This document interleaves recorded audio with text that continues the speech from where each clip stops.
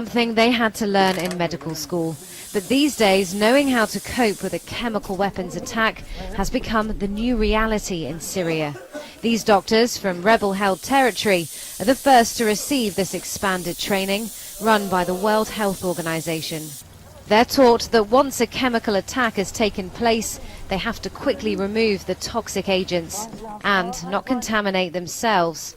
Osama Darwish, like many doctors here, responded to a deadly chemical weapons attack in northern Syria in April. He suffered symptoms and has learned how to protect himself and his staff.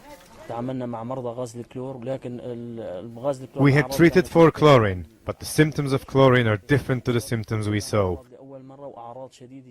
They were very severe, and it was the first time we had dealt with them.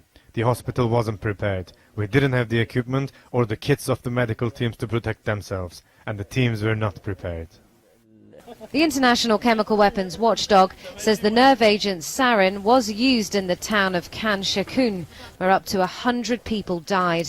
One of the trainers has worked in conflict zones for more than 2 decades. He says Syria is the toughest.